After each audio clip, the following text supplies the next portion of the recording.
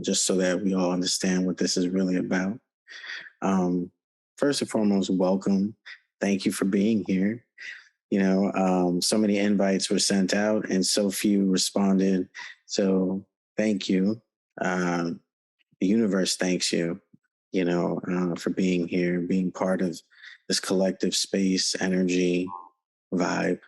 Um, so we're honored to co-create a space that exists between religious trauma and other spaces. A public space is what we call it. A space for the curiously seeking, brave enough to be weird in a conformingly binary world. So once every full moon, that's a month, a space is co-created to share ideas, personal myths, stories, questions, awakenings, truths, testimonies of life and death, poetic words of encouragement, and resources for the journey that we call life. So pretty much we would just have 30 minutes of your time and attention, and then give back 30 minutes to share on dialogue, feedback, whatever you guys want to, or feel called to talk about, share and express, So this is not meant to be all day and all that. There will be no tithing basket going around. This is not that. This is different. And please, it's still in its forming phase. So if you see something that, maybe you think needs to be changed or adjusted, don't hesitate. We would love the feedback, the critique, and the perspective, because we don't have everyone's perspective. So, if you see something, it's usually because no one else sees it. So please say something. We're very open to accepting, critique, advice, and feedback to make things better for people that really need this space, because that's what it's about. We developed a opening meditation to center the space. So we're just going to get into that. Oh, great and unexplainable phenomenon, you who is, was, and will be, a source of life that inspires such a gathering of life. Experience us as we are, naked and afraid, traumatized and colonized, lost and stolen, hopeful and imaginative, colorful and meaningful. We choose to gather and celebrate life as well as ourselves. We remember, honor, and learn from those who were before us and built the foundation from which we are beginning to build on. We are tired and at times weary from keeping up with human society. Sometimes we need a break, a place to share without fear or judgment. So we gather in a public space to be with the many poetic images of God. Ashe. And today's Theo poem that we offer you to reflect upon is called A Shaman. We are a shaman. We're a water well deeply rooted in a desert. We're a pocket of air in the vacuum of space, a living, breathing, sacred space, created to serve and not control. Free will is my weapon of choice. Darkness is my playground. God can be found in the darkness among the dark. It's where trauma roams free. Among the sick, dead, and cold is where we are healed, alive, and warm. We're intentionally designed to withstand harsh elements. Think mind over matter. Be purpose-driven and love through boundaries. We are a bright light in the highest hill, inviting the lost and weakened while warding off the proud and powerful. My purpose is simple in nature, but difficult in task. We are to experience the sick, dead, and cold, but inspire healing, aliveness, and warmth. We are a shaman. So today's topic, being ourself. So we just wanted to really share a very short story of ourselves and how far we've come and how we even came to this notion of self. It wasn't always like that. Um, those who know me, those who don't know me, we came from shelter life, raised Brooklyn, gang life, um, prejudice, racism, either not Spanish enough or not Black enough, so really caught in between all my life, never really fitting in, um, and always considered weird. Um, and these names or these symbols, these meanings, they haunted us most of our life. We thought something was wrong with us, like we were broken or something was off, like we had to fix ourselves, and all the while we didn't realize it was because we wasn't fitting into the design system that surrounded us. We were oblivious to that. We thought what was right was absolute, and the moment we started questioning these things and started actually becoming comfortable in our own skin, we started realizing, damn, we're hella weird, we're an outcast, and not everyone's like that. There's like a sprinkle of us throughout the world, and we rarely get to meet one another. The ones that are struggling, the ones that are weird, creeps, outcasts, they're just trying to be themselves. And there's no crime about that. And you shouldn't be labeled or bullied because you're trying to be yourself, or, it's to me, it's equivalent to just hating someone for breathing. Like it's just, how does that work?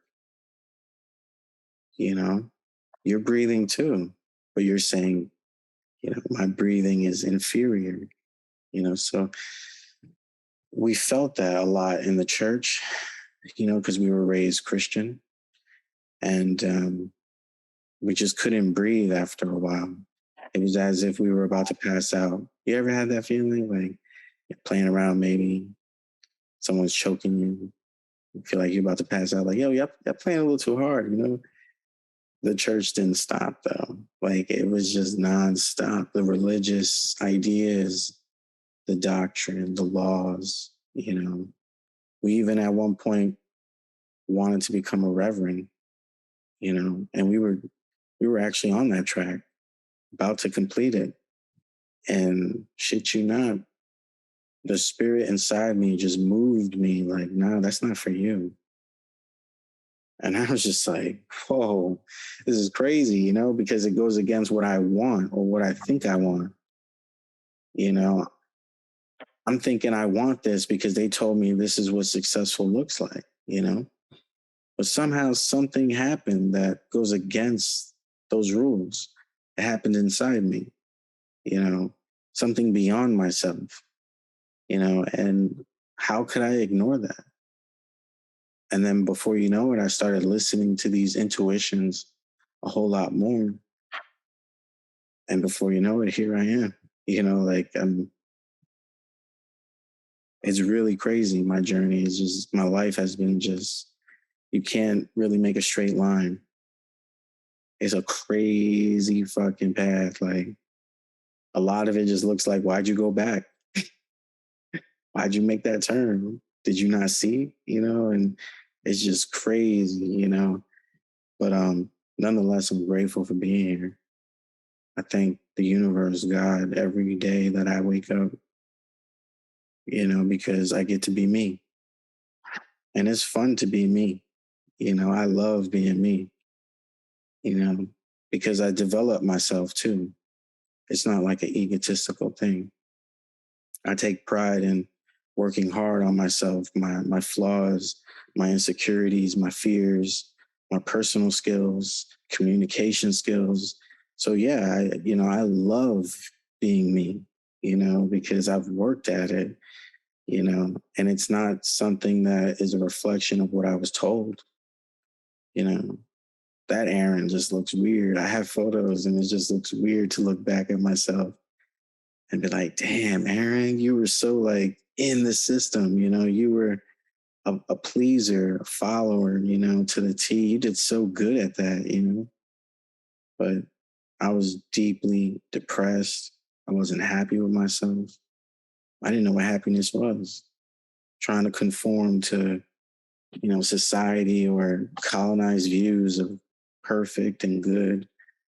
You know, I was screaming inside, screaming. I don't know if anyone can like relate to that, but I screamed so loud inside myself. I wish someone could hear me. Like that's how hard I was screaming, you know, and I was drinking every day. I was hiding that shit. I was a fucking alcoholic, man. But I was dressed up in my uniform at work on time. It was crazy, man. Like, you know, I feel for the people that hide it well, you know. It's tough. It really is. Because we that person too. Hid it so well. People didn't know I was homeless, living in my car. I had a full-time job, man. They didn't know I was taking showers at the gym, you know, then going to work. Like they think I live at a house or something, you know, I got it all together and I didn't. You know, I was able to portray something so well. I was able to portray to the world that I'm okay, but I was not, you know, and I wasn't being real with myself because I thought that was the wrong thing to do, you know. But now it's completely different, completely different. You know, I love being myself. When people stare at me, you know, it freaks me out because I'm not used to seeing people feel like they've never seen something like that before. If that makes any sense. Like I walk places and people look at me like I'm an alien. Like we've never seen anything like that, you know, and then just seeing their face actually puts a smile on my face. You know what I'm saying? Like that's part of me starting to love myself. Like I'm not like, damn, am I fucked up? Like, should I fix something? Nah, it's just it is what it is, you know, like what's up? You know. Funny story, I was in the supermarket a few weeks ago. Lady dropped something. I picked it up, asked her, and she looks up and she's staring at my hair, right? And like it's a very awkward thing. Like she's never seen this before. As she's holding the can, I'm giving it to her, right? And I go, here you go. And she's thank you. Like she was completely confused. Like it was just she didn't know how to process what she was looking at, you know, like and I found that so funny, you know, because she probably in her mind assumed or expected me to look a certain way, you know. And when she really saw me, she was like, wow, like she saw me in three other aisles too and was just in shock. Like he's out here like this, you know, like it's so yeah, just to wrap this up, like I really just wanted to share my weirdness and how that came about, how that's been hidden most of my life, and how I encourage anybody and everybody to be themselves because there's no one that can be like you know, and just develop a love for that, like a real deep love. Like when you find yourself by yourself giggling to yourself, you know you're in a certain love with yourself. Like it's different, you know, and when we experienced that, that's how we were able to love others like authentically, you know. So it does start inward, we believe, and then goes outward. You know, I never really knew how to love anybody until recent years. All my life, I thought love was by pain. So I had a very traumatized outlook on what love looks like, you know, and it messed up my relationships all through my life, you know, until recently, you know, really figured out, nah, these are some habits I got to get questioned, you know, and change. And if I do it for others, I got to be able to do it for me, you know, like that's rule number one. So That's it. Which I think. What came up for you? Nah, that was deep. That was deep. And I'm sure we could all relate to that, to not feeling like you belong.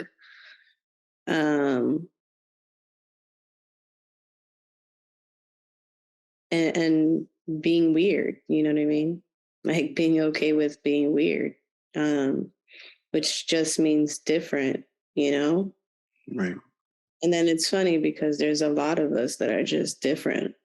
We're just in this world also trying to kind of find each other so that we could be the weird kids, you know? Let the weird kids be free, you know what I mean? So that was deep. Yeah. Thank you for sharing. Thank you.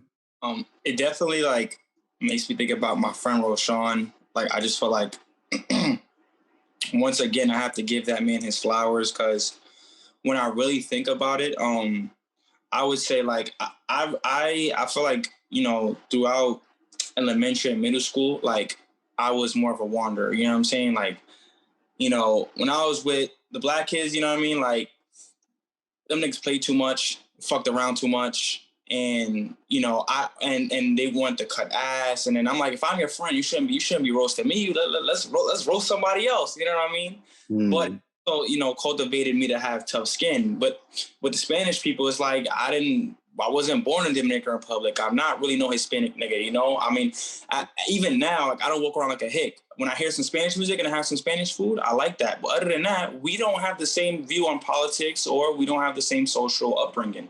So I can definitely relate to you when it's like you don't necessarily feel like you fit in. And then I got into high school and I met up with a friend of mine where it was like, okay, this is someone that I knew. This is like, it's comfort, right? Then he got a relationship and he was so social and I wasn't. I'm like, what's going on? Like, we should be with the boys. Like, you out here fraternizing with women. You know what I mean?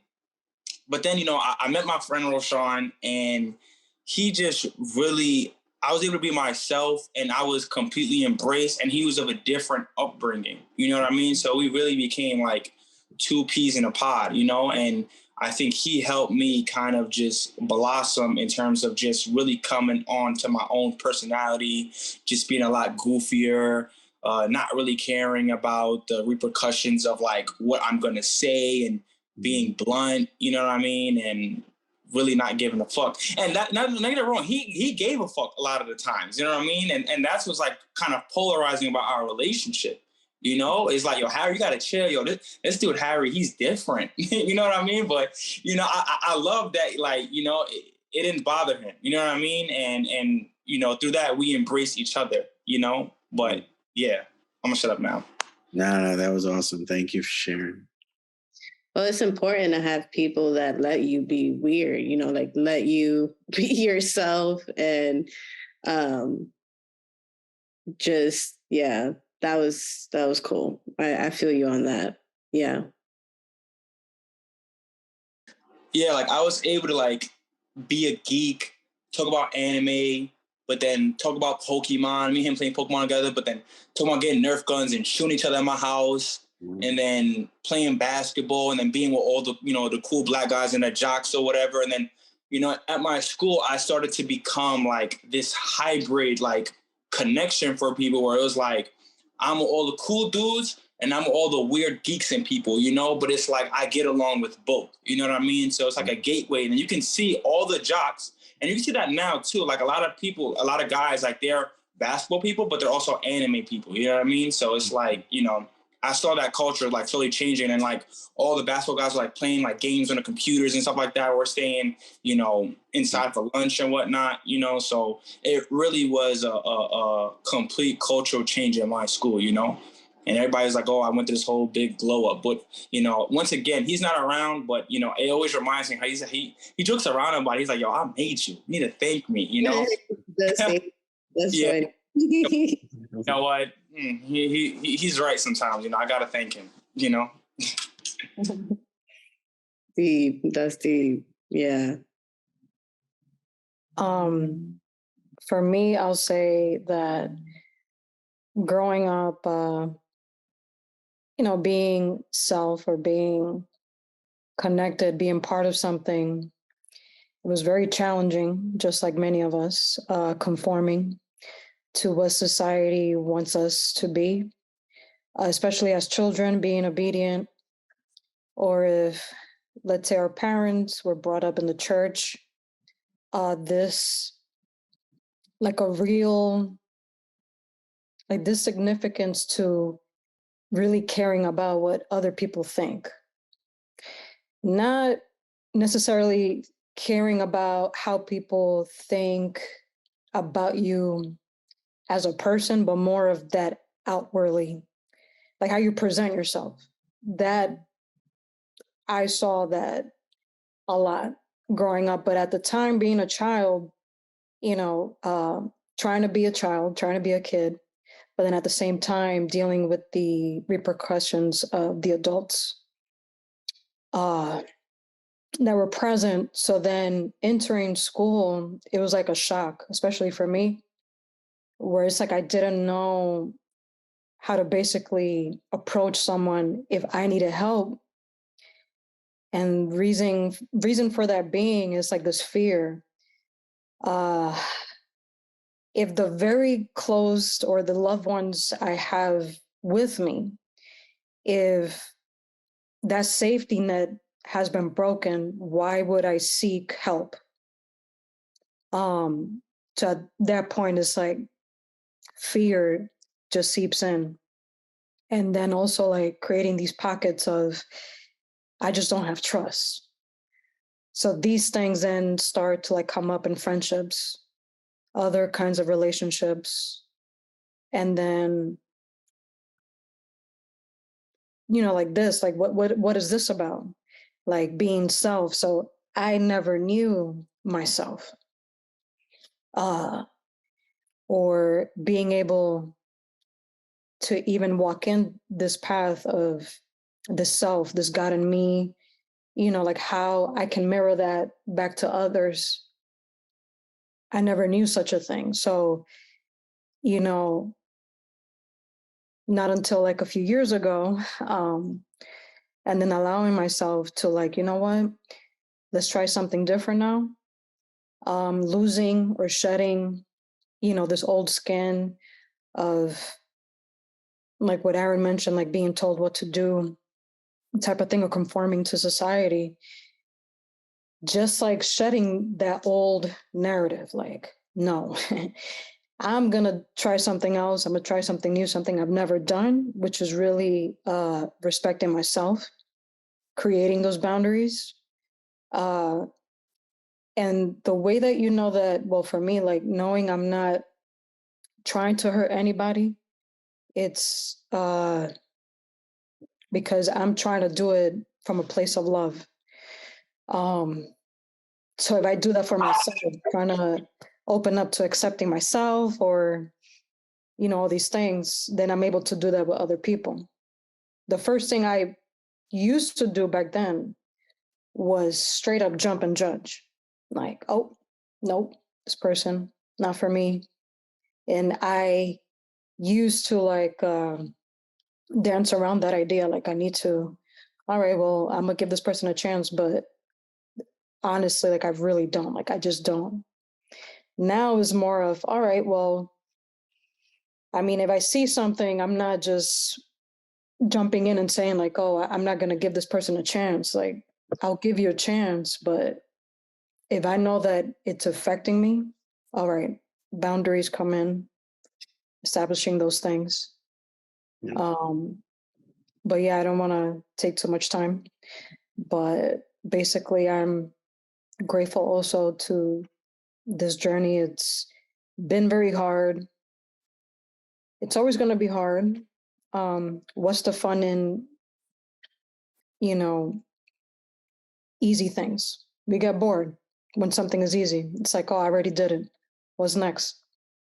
So yeah, I'm excited being part of this and sharing space with you guys. Awesome. Thank you so much. Yeah. maybe to close out in reflection and thought, you may ask yourself, well, how is this about religious trauma, right? Everything that we talked about this morning and mentioned, it's not black and white, so it's not going to be obvious. That's what makes it so dangerous, because it's lingering in the background, and our peripherals aren't picking it up. People are starting to now pay attention to this seriousness of how they've been affected from, religious doctrine that takes shape as colonizing, pure, absolute, and it's very life changing. The damage is unmeasurable, and so that's why we've dedicated a chunk of our life to going in this direction of considering those who have been religiously traumatized and have these rippling effects to help them maybe break that cycle for their children. Because, it takes a few generations. We can't do it all in one generation. It's not ever on just one person's real shoulders. It's more of a baton pass. And if we think about it like that, we try to do as much as we possibly can in our lifetime to pass something on, in terms of progress, just trying to evolve as humans, become better living beings, become better neighbors, friends, whatever. But religious trauma for me has affected me to my core, everything about me, down to my identity.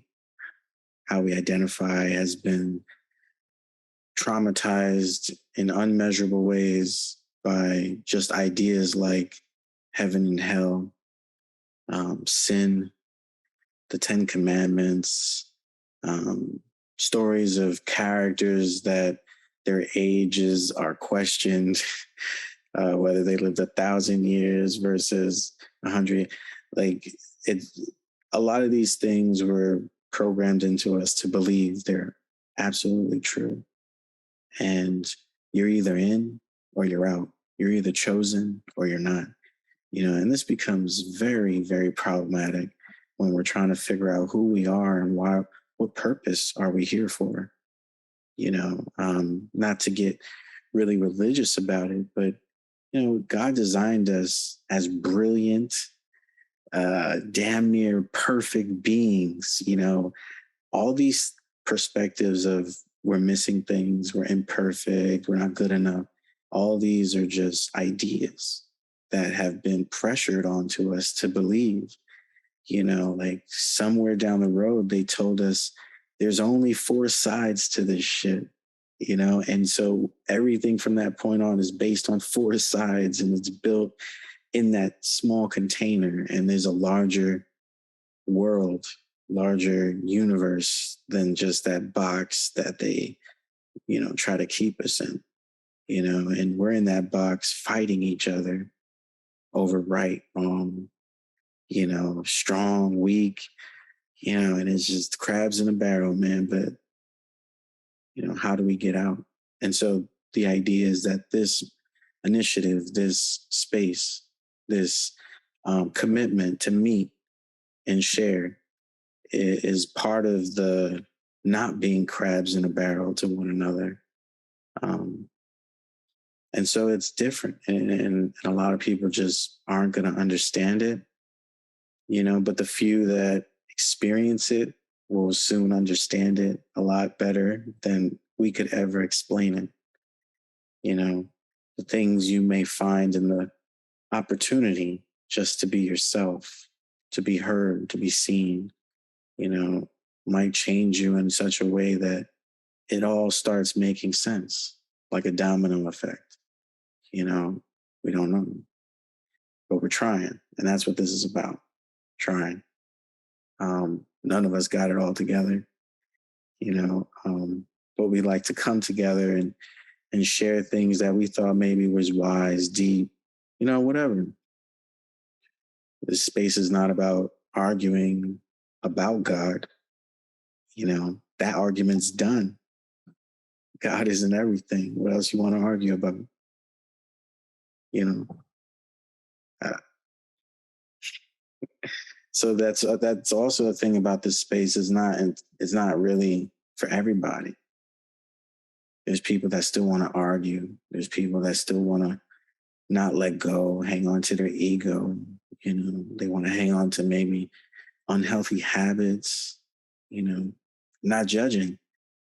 I'm sure they can't let go and they won't let go right now for, you know, serious reasons. You know, maybe life-threatening reasons in their mind. They think they have to hang on to the stuff. You know, but if you're like that, you won't fit in this space. It won't make sense for you. It won't feel safe. You know, and you can tell if a person like that entered this space because they would be confrontational. You know, you could feel that shit. Like, whoa, you know, here we are, 4 people living in completely different locations, and we're synergizing, right? Like, we're all just cool, calm, collected. Because we ain't trying to fight. We ain't trying to nitpick. We ain't trying to judge. It just, we just chilling. We're flowing. It's cool, you know? But you can feel that difference when someone that wants to prove something has something to prove.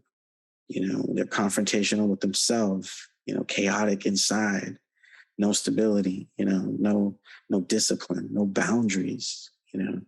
It becomes very unsafe for people that are trying to heal, you know, because those be the crabs that pull you back, you know. So I hope that helps you in understanding what this really is about. It's not a cult. It's not Bible. It's not church. It's more than that, right? But we're also still trying to figure out what this is, what this can be, you know. If we just, I guess, over the next 8 months, develop trust in one another and see what really, you know, takes off from there. How's that sound? Sounds good. All right. Yeah, got anything else you want to share, talk about, express? Feedback. How did Aaron do? You did great, for sure. You know, as you were talking just now and doing this wrap up, I was like, damn, like I would give a lot of money to just. Oh, wait, say that again. Technical difficulties.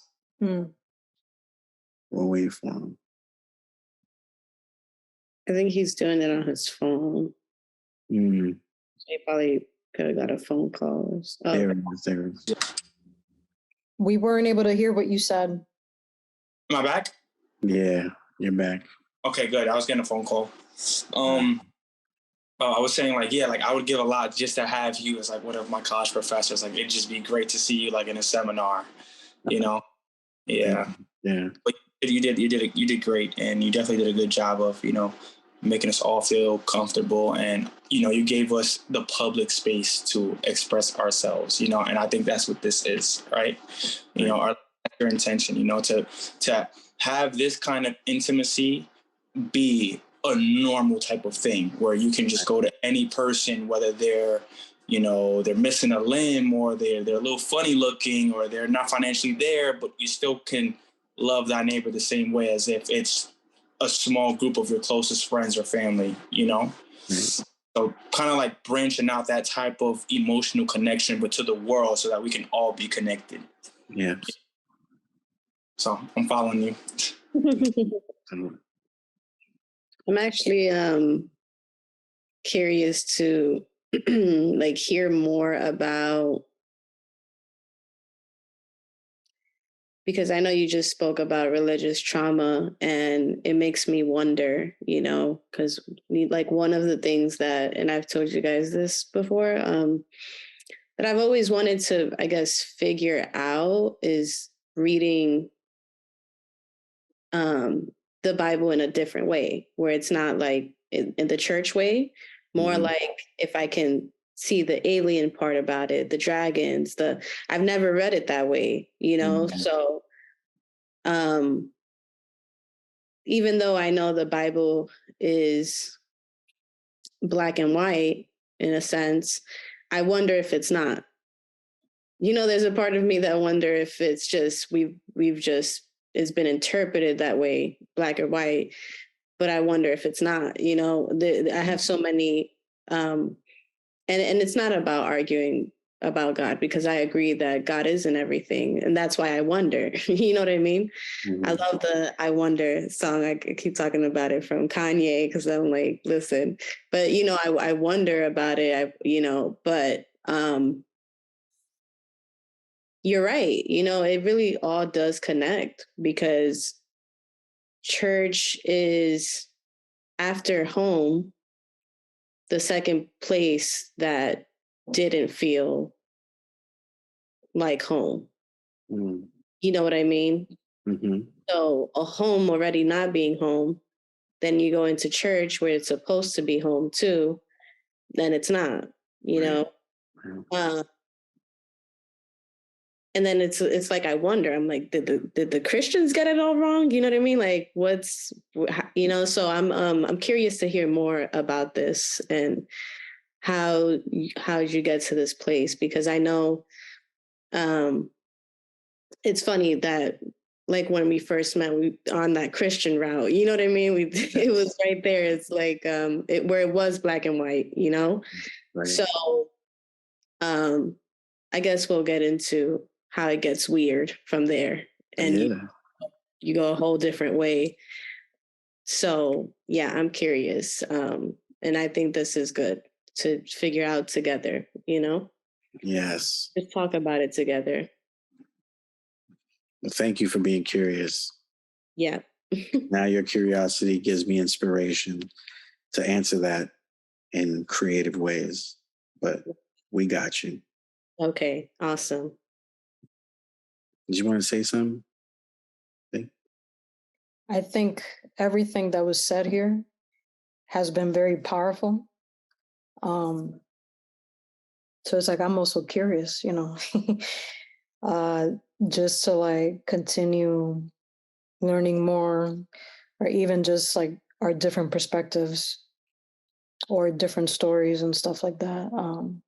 Yes. Because again, like everything just connects to who we are today and how we've been affected in different ways. Definitely. Right. But I'll say, great first day. So yeah, thank you. Yes. I'm proud of you. Appreciate y'all. Definitely. It's been a long way. Long time coming. It's funny, Vanessa, you brought up when we were at that pinnacle, that Y intersection. It was binary back then. It was.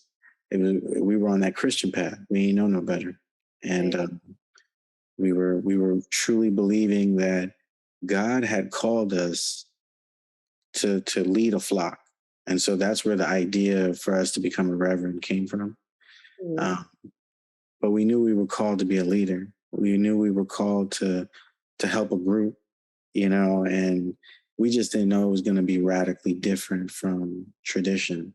Right. Like, we didn't just wake up one day and was like, yo, we want beef with religion, you know, like we want to go anti-religion kind of thing. And it wasn't like that at all. Like, our journey has been out of love. That's the poeticness of it. Like, through love, we found the many interpretations and the certain interpretations that justified X, Y, and Z and perpetuated certain narratives. And then you go, oh shit, that's crazy. Y'all didn't tell us about the other. And that was intentional. You know, they withheld information from us for a very long time.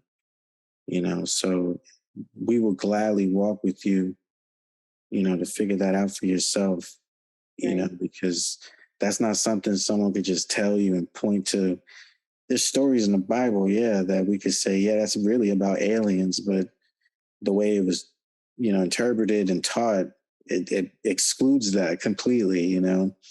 Yeah. But you really got to like sit there with it yourself, you know. Like we may not be practicing religion, but it, you know, doesn't mean that we still don't dibble dabble in sacred scripture, you know, because there's still things there. And I think that answers to what you're feeling curious about. Like, is it all bullshit, or, you know, is God in there somewhere?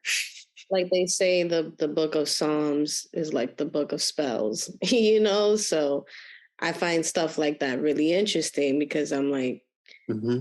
I believe in prayer, for example. Like to Okay. me, when I pray, something tells me that my intuition tells me that I'm being heard clearly, you know, even when I don't think so. I know, like, when I'm saying something or I'm speaking to that something, that I'm being heard. And it's interesting too, because one of the questions I remember asking you this, because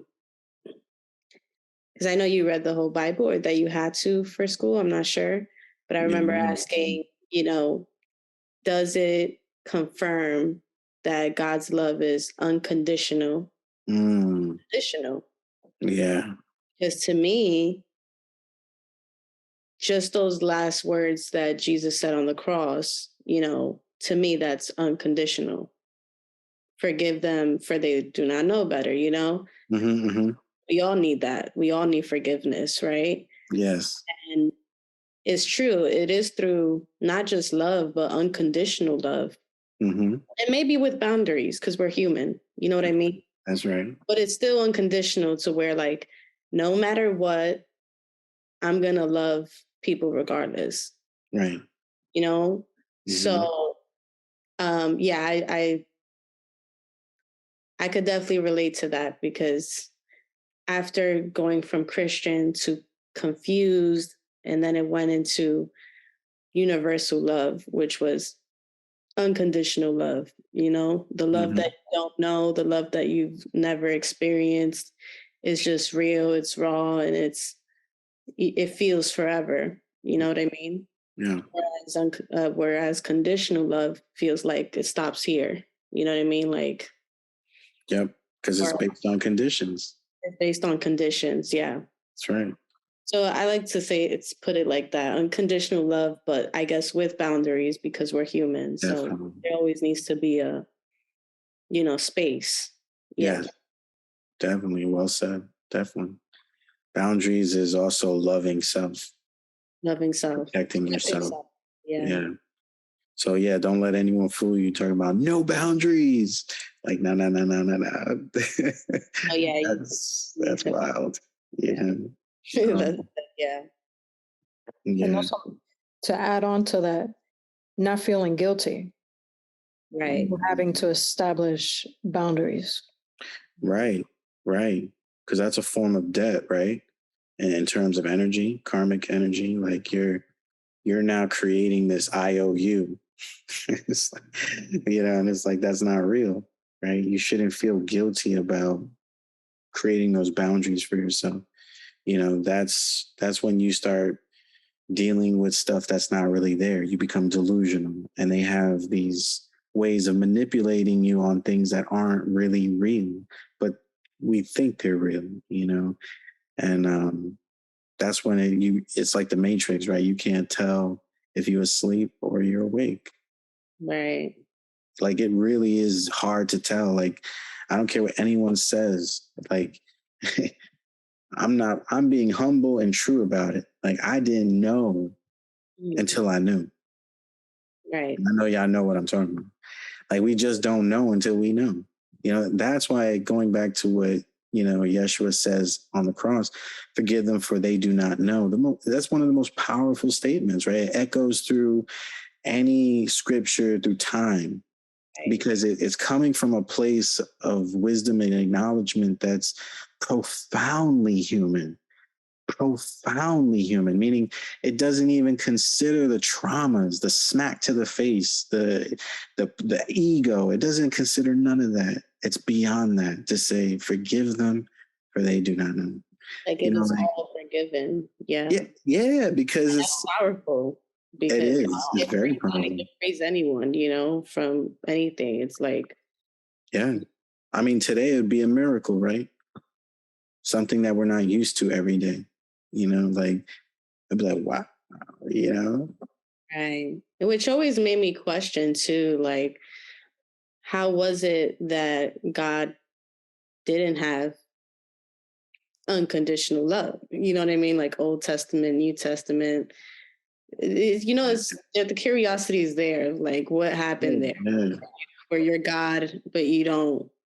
It's black or white. You know. Yeah. So It, yeah. it goes to like what Nietzsche offers, right? Is God dead?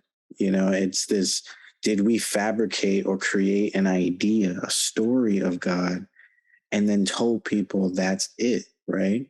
Because you're hitting it right on the nose. Like, why would God have these different ways of being with the people throughout time if God is always God? And then we start to notice, you know, these are stories based on humans. Right. Yeah. These are humans projecting human behavior onto God. Like, God is a man sitting on a throne. God is white. God is old with gray, you know, and then we projected all this imagery from ourselves onto the narrative. That's why it gets confusing. And then it gets traumatizing when they said it's factual. It is absolute. To question it is to be of the like sin or blasphemy, or, you know, they create these terms to kind of navigate us and say, stay in the boundary, you know? And what our spirits yearn for, especially in this century, is to go out the boundaries. Right. Yeah. Like, we just want to know, you know, like everybody just wants to know. Don't give me no prefabricated narrative, man. Give it to me how it is. How bad is it? So that we know how to start fixing this shit and making it better. Stop, you know, go ahead. Sorry, go ahead. Sorry. But that right there, just like, this is why, you know, we see it even within politics. You know, this whole idea of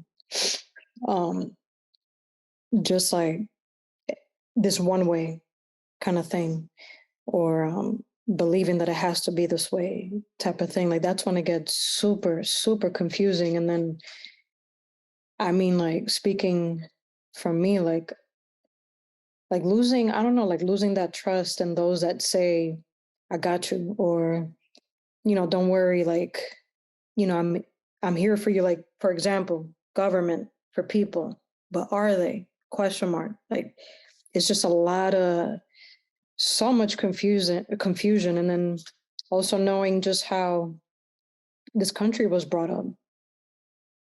Also, when we talk about our histories, like even slavery, not just here, but where it started in the diaspora, stuff like that. So then it just becomes so confusing. Like, I don't know. I don't know if that makes sense, but yeah, like Democrats, Republicans. It's not one party where we all come. So that's a good thing right there. Right there, yeah. I think that there's a lot of different ways to look at it, right? Because I mean, you bring up politics, but then you realize that, you know, our ancestry didn't abide by that system. That is a system by the people who have enslaved us. So that in itself is faulty. But then you get, let's say that we did have all come under one union. Then it's like, oh, is this the new world order? Is this, you know, absolutism, totalitarianism? You know what I mean? So it's always those things. It's a fine line. It's a slippery slope. It's a scale. It's a balance. You know, so it's a delicate thing to deal with. You know, so that's my take on what you just said. 100% agree. Good point, right? Yeah. Okay. Yeah. No, we see that when Black Panthers was supposed to be a political party, and when it really like fucked up the dilemma between Democrat Republican, which is their main game, they were like, how could you have a third party that was just as powerful? Like, nobody was like, you know, voting for the hippies. the Black Panthers wasn't that, you know. Black Panthers wasn't promoting peace and harmony for everybody. They were like pro-Black during a time where it was like anti-Black, you know. And so, like, go ahead. Sorry, I didn't mean to cut you off. No, please. It's so funny because, like, I thought about this video that I seen, and then I see Vanessa, and I'm like, it's so funny because Kanye talks about how you had Black Panther, the movie. Now, you know, you think about Black Panther, you don't think about the people that, you know, fought and revolutionized, but you think about this superhero made by a white man and all these things, brainwashing as it's already, you know, happening right now. You know what I mean? But go back to your point. No, that was parallel, spot on. Thank you for sharing that. That is crucial because there's a dark side to cinema, right? It's a form of education that has been now manipulated, weaponized, and capitalized. You know, so yes, our children, when they hear Black Panther, they're going to think of a Disney superhero, not Fred Hampton, who was murdered, you know, who was the primary candidate for that party. Man could have possibly been the first Black president, you know, like, so you saw what they did to him, like how powerful that was. Like you dare try to mess up our game, you know, like they had to kill him in an inhumane way. Like they couldn't allow him to go to prison. You know, they couldn't allow him to breathe. And then from there, you know, they had, well, the FBI admitted they had infiltrated many spies into the Black Panther campaign. So they started, you know, riff-raffing after Fred Hampton, like Jesus dying and the disciples arguing amongst themselves. And it collapsed, you know. And now we have Republican, Democrat. That's it. No one's still voting for the hippies and the peace all. You know what I mean? Like they're a joke. And they've done the same thing in foreign countries as well. They get people to go inside of Puerto Rico and damage their infrastructure. They go have people to go inside the Dominican Republic. They're the ones who supported Trujillo in assassinating one of the political revolutionists. So it's a constant theme of them going and harming the infrastructures of other countries. You know what I mean? So, you know, it's been done. To add on to that, I feel like the term that is always being used is like this whistleblower or something that comes in to like, hey. It's getting real nerdy in here. I like it. It's just like they have transformed or they've gotten smarter about how they go about taking over countries. That's what it's really come down to. Definitely. And they do it under this bracket of I'm trying to save you, but they're the one that gave you the poison in the first place. Yeah. You know? Yeah. That's how South America was colonized at first through the Catholics. Right. And I was going to say, because religion, right? They're the ones that bring up this idea of sin. Now you worthy, you feel like, damn, I'm a bad person. I've done all these things. But again, had they said that there was no such thing as sin, you wouldn't feel like you were such a shitty person. But they're like, here's the Bible. Be saved. Join us. You know what I mean? So it's really funny how it just ties in together. Definitely. It's a language, right? And once we upload or learn a language, it comes with structure. You know, it comes with do's and don'ts, right? Even in the English language, there's things you do and things you don't. Like, you know, some stupid shit like we put K in knife, but we never pronounce the K. It's silent. How do we know? That's not a universal rule. Yeah. So like there's certain things within that language you're learning that are crucial to how you respond to the rest of the world. And so, you know, English, colonization, religion itself, especially Catholic, Christianity, they dropped ministers at the shores as the first wave. I need you to put that in your mind. We're thinking, you know, World War II, right? V-Day. Remember all those ships coming to the shores, trying to attack the Nazis and take over Germany, right? And aid them. The first wave of real colonization is the religious piece. They drop ministers. And then by conforming the locals' minds to believe in this universal or singular truth, you know, that's when they say, based on this now, you have to abide by our rules and listen to. It was very easy to supplement anything of power just to, contain people and control them. It's indoctrinating that is also colonizing, and it happens not just in religion, but religion is just one outlet. We see it in the food industry. You see it in education. You see it in fashion. You see it in music. You see it even in the pornography industry, right? Come on, let's be real. Like, it's broken down for us to think certain ways and like certain things. Like, they want to measure our pleasure down to the second. They want to know how much money they're going to make. Like, we're talking way back when they first hit these shores, they had accounting tactics on slavery. Right. These are advanced mathematical systems to measure productivity and profit. This is crazy. With people, they had this kind of, predestined idea to do it with, like, and then, of course, creating, the theory of race that really, like, puts the icing on the cake and really keeps us trapped. We don't think beyond our race. Mm-hmm. Like, I'm Dominican, and then you got Dominicans that don't believe they're African or they're descendants of, and it becomes because we're trapped in these ideas and theories of race. Like, I'm white, so that means I could, what does that really mean? Like, what are we talking about? Go ahead. Yeah, no, I was just saying, like, the whole control and the trajectory of it is, you look at it now, they want us to have a symbiotic relationship with AI, right? We're always, and what I mean by that is that, there's this underlying tone of, like, you're always using technology for something, like, even now, right? I work at the school, and, worksheets and writing is like a thing of the past. Like, now they're taking tests on computers. They're doing work on computer. They're learning on the computers, and then again, you have people with their cell phones constantly, being able to communicate. Now, like, instead of learning about something, you could just go on the internet and it's just at your fingertips. You know what I mean? Right. In that way, it's symbiotic, but it's not completely there yet. But then that's a trajectory when you got virtual gaming as well, trying to create this world where but then here's the thing, right? If I'm in a symbiotic relationship with AI, that means that I can virtually be programmed. You see? So that is the end result. Right. That's something I think about from time to time.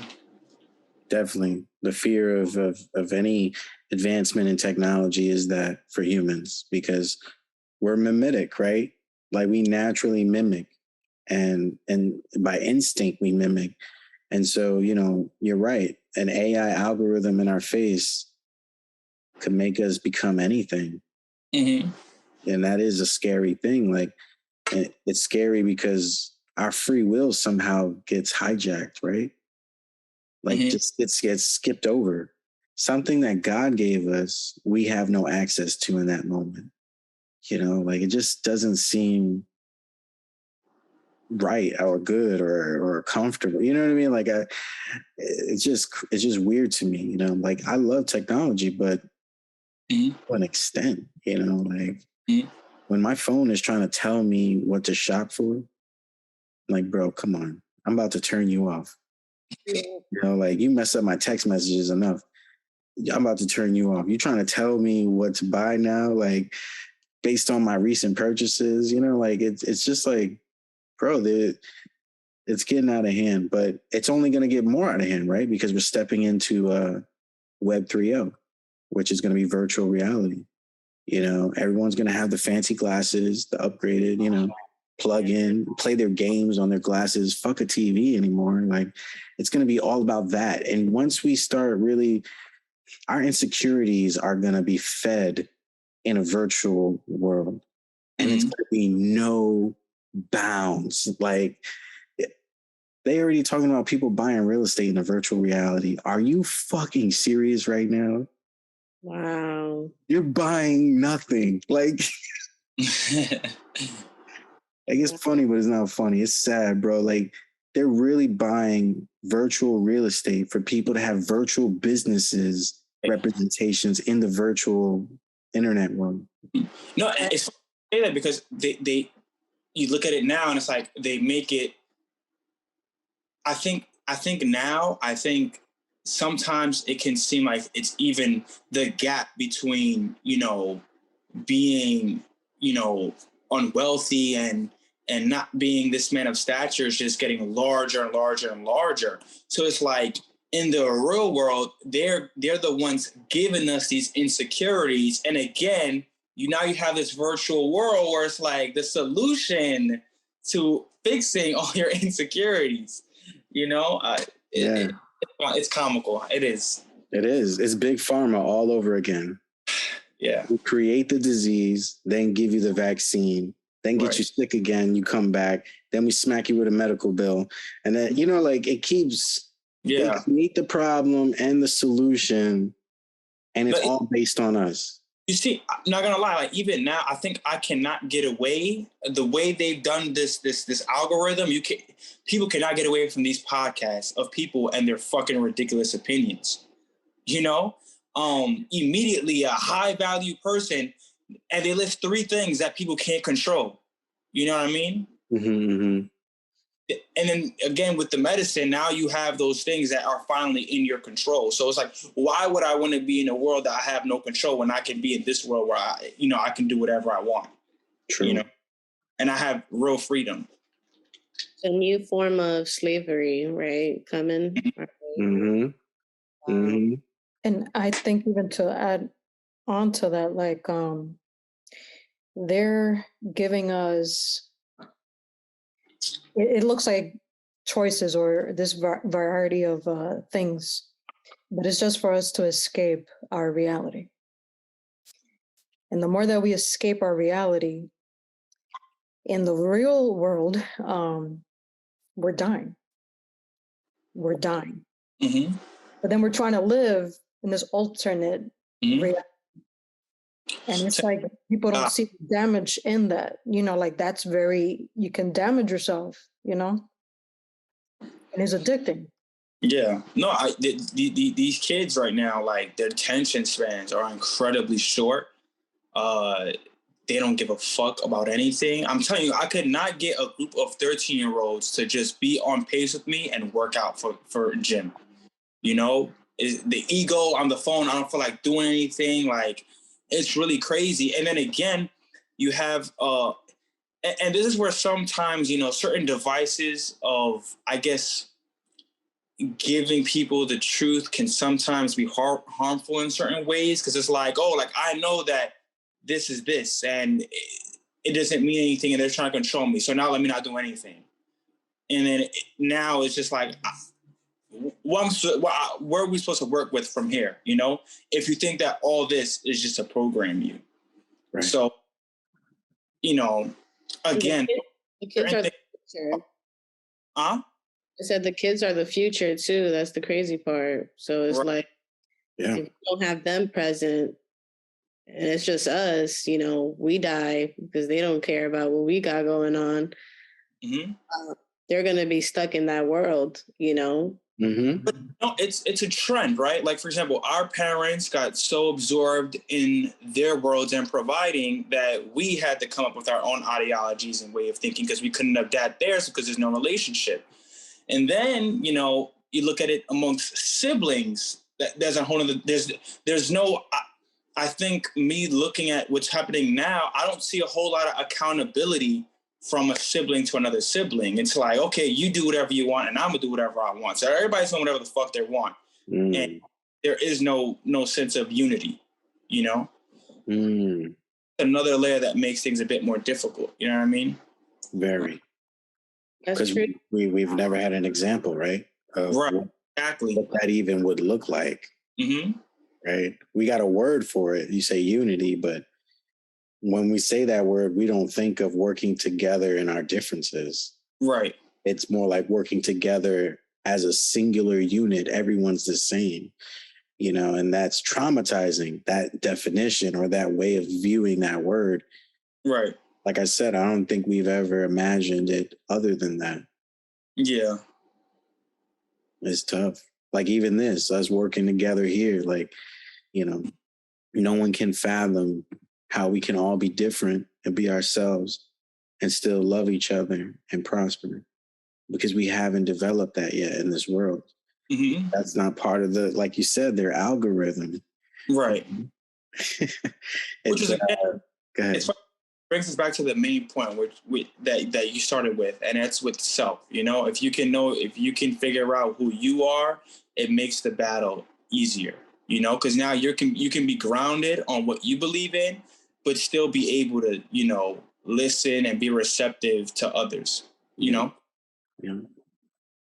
Yesenia calls it contrasting, not comparing. Mm. And we like that because, we spend so much time when we're hurt and lost comparing. But how do we know we're doing something good if we don't have something to contrast? That's why it's a better word. Contrasting doesn't mean I'm looking at it and judging it. I'm just saying, well, based on what I got, these differences, I could either add it or ignore it. But when we compare, there's an obligation, right? They got something I don't got. I got to have that. I got to be like that. So there's a different approach. So that's why we like the contrasting part. And we got to contrast, right? Like if you start seeing Aaron doing some bugged out shit, Aaron, what's going on? What do you mean? Like how do you hold the person accountable if you can't contrast and say, something seems off? How do you know? Well, not comparing, but contrasting based on what we saw before. This seems erratic, sporadic, not you.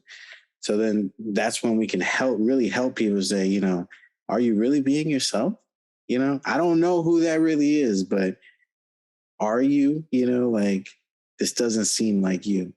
Mm-hmm. You know what I mean? Like when you really get around people, you get a sense of who they are. You're like, nah, they acting brand new or they acting different. Maybe they in front of people or something. They switch. There's people like that, but and it's interesting too because in a way we are like multidimensional. Yeah. So in some ways, sometimes we can be different with others than with other people, if that makes sense. Definitely. Or some people bring out, I always used to say this too, like, there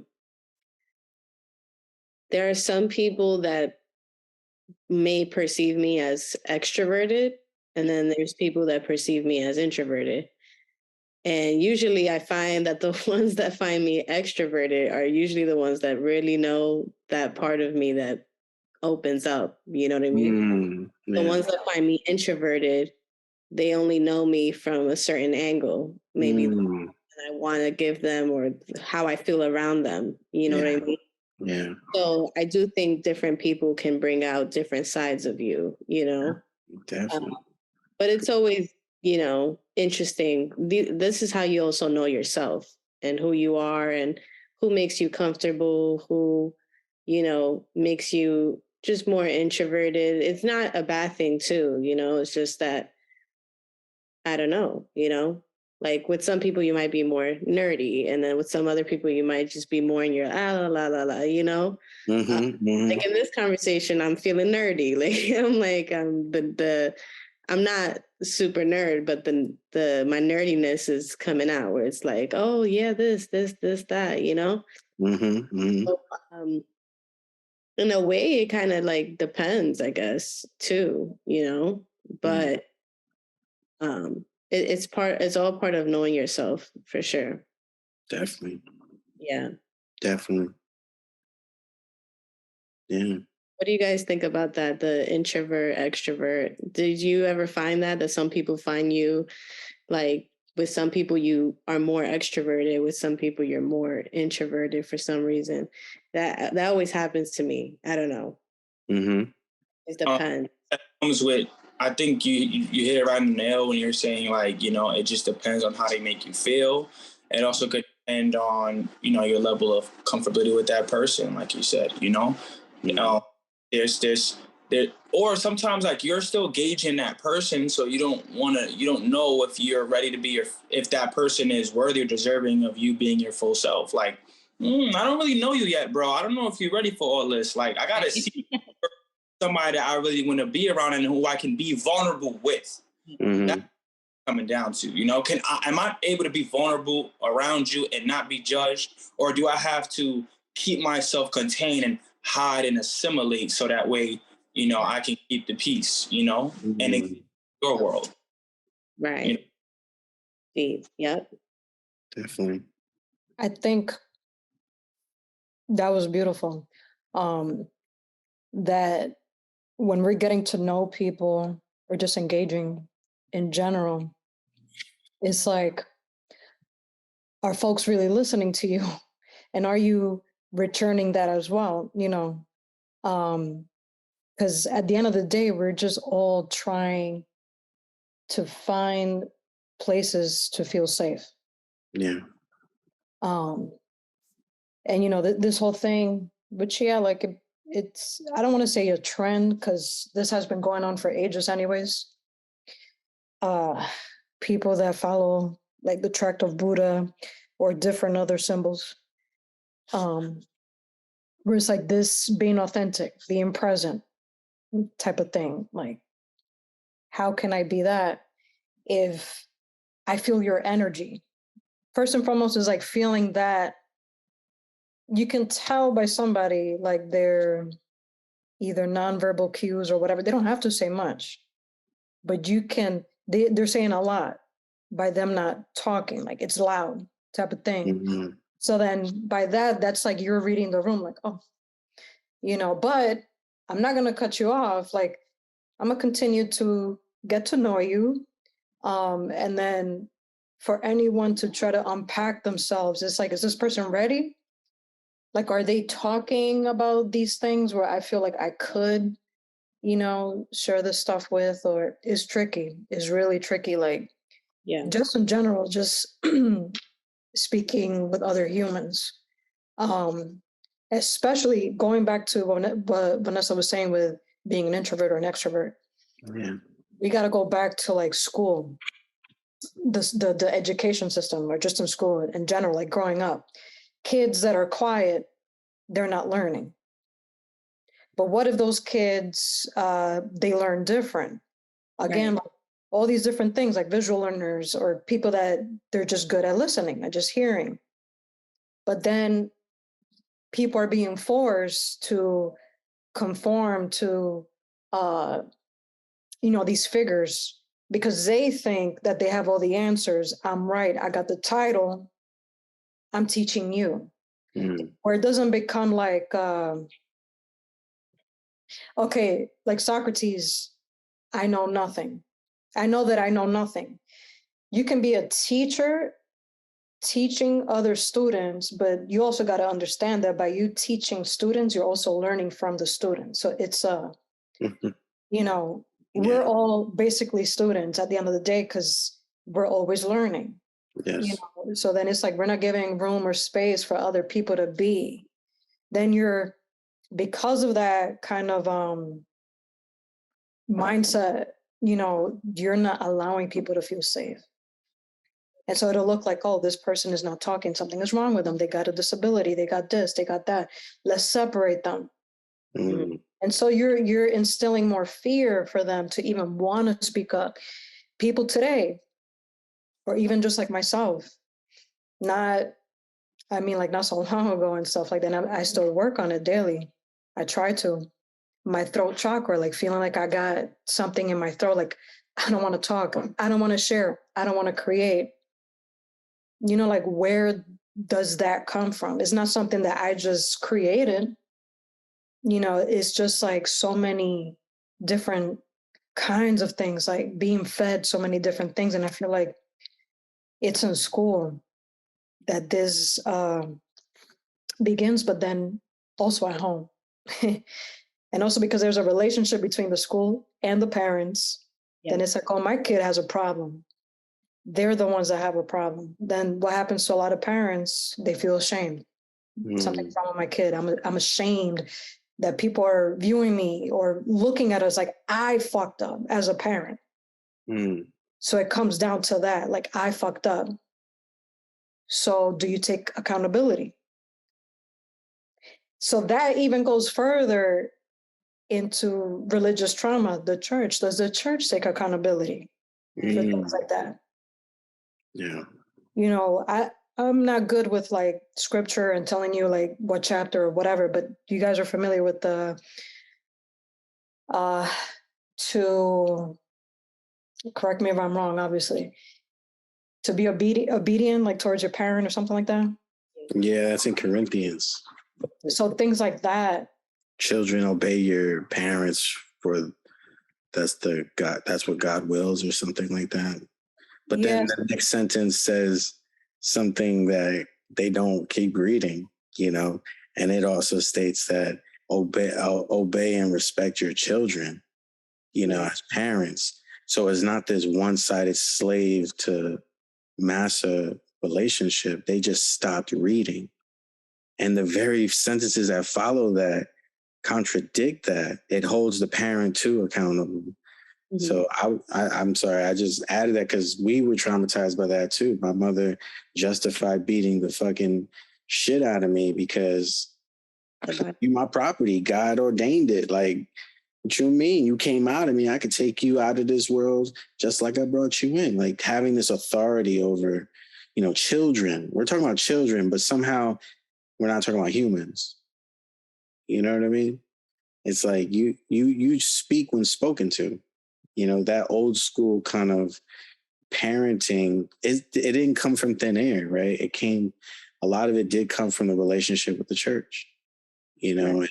And how a priest would have a relationship with the congregation, like you who don't know or can't read, like, because you're poor, and like you have to take from me what I say and what I read and what I say is in there, so for the longest time, for generations, was like that. People just couldn't read and tell the difference. They had to listen and believe what a person is saying. They had all the power, and that really didn't change to this day, right? Because it transcended into our parents, and our parents mimicked it. And they wanted to, keep doing it because that's all they knew. Right. Which it goes all the way back into the whole, even like abuse, how a lot of us grew up with that severely. You know what I mean? I mean, like, when I think about my mom, just that was already natural for her before the church thing happened. But when the church thing happened, oh man, that got more intense, and when stuff like that happens to you, you lose your innocence. I mean, and it breaks my heart because I think about children today, and it's like the innocence is gone so early. Like there's no. The other day I was in the car with my mom and I see this young couple walking by, and I'm like, in my mind, I'm thinking, wow, that's like really cute. And I tell my mom, I'm like, wow, Mom, I wish that my first relationship was it didn't have to be like the perfect one, but an innocent one. I told her that. I'm like, I wish I was like, 14 and I met another 14-year-old and we were just innocently figuring it out, dating together. But it didn't happen like that for me. I went way into the toxic, you know what I mean? And I got lost in that. And I do believe everything happens for a reason. So, I don't want to take that away. But again, it's like the innocence is gone so soon. And even with church, when you're in church, the first thing you're taught is you got to be perfect. You need to be made perfect again. You know what I mean? And so you're a kid and you're basically being told that you're not perfect. You know what I mean? It's like, when I'm talking about church, it starts at home always, everything that we're taught starts at home. But then you go into the church, which is supposed to be a safe space too. And then you're taught that you're not good and you're a kid, you know what I mean? And it's like, should a kid be hearing that they're not good, that they need to be made perfect again, that they're not allowed to be kids? that, you know, this and that. So I don't know. But I don't know if that made sense. I hope so. It does. Yeah. I know I jumped into the different topic. You're good. It makes sense. Yeah. So it would be nice in the future to bring that innocence back, you know. Because even for me, there was a certain point where I thought, you know what, I'm gonna be this type of mother. You know what I mean? Like kind of repeating a little bit of my mom stuff. At some point I thought like that, like if they do this, I'm going to beat their asses. Like, you know, like I was starting to at some point think kind of in that way, but then I completely changed my mind where I'm like, oh my God, that's not healthy. You know? Yeah. I don't know. It's like, if you don't have that awareness, you'll grow into doing the same thing. And that's why we can't blame our parents in a sense, you know, because they did not know better. Right. If they had that awareness, they would have made a different choice, but they fall into it and there is no awareness. And then you're just that person, another version of that, you know? So regardless, doesn't matter when, it's always, you know, a blessing when you can have an awareness of how you can be better, no matter where you are, you know, there's always, you know, time or ways to heal and be better, you know? Yeah. True. Definitely. Right. Well, I think the spirit has led us to go a little outside of the time that we had scheduled. And we apologize. Some of us are tired. Some of us got crazy schedules. You know, we got other things to do. Thank you for joining us in this temporary space. We are so excited. We look forward to seeing you guys in March.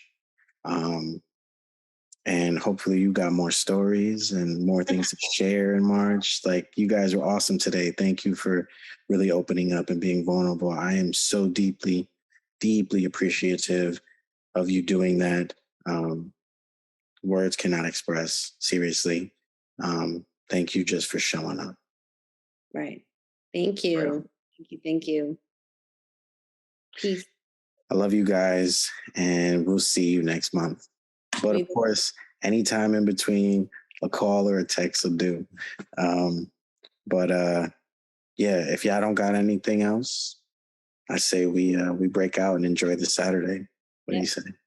Awesome. Sounds good. All right. Thank you. Thank you so much for this. See you guys the next meeting. See you guys next meeting. Love you guys. Oh, you too.